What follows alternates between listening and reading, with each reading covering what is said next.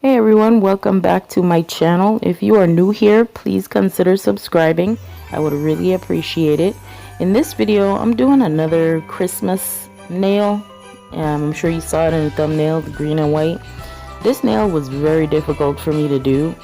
My room was a little bit cold, so the acrylic was taking forever to dry, and it just was very difficult. This video was just kind of all over the place. I was out of frame. I had to really do some editing on this one, but hope you guys can get the gist of what I did from what is left in here.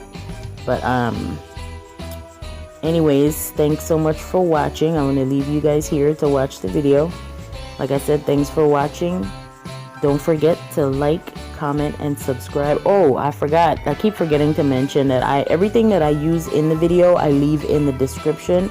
And it does have a link to where I purchase it from. It's usually Amazon because that's where I shop. But the links are down there and everything is down in the description, so you can check them out there.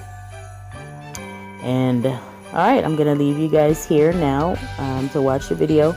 And thanks again for watching. Don't forget to like, comment, and subscribe. Follow me on Facebook and Instagram as well at melloznailz. And I will talk to you guys in my next video. Bye.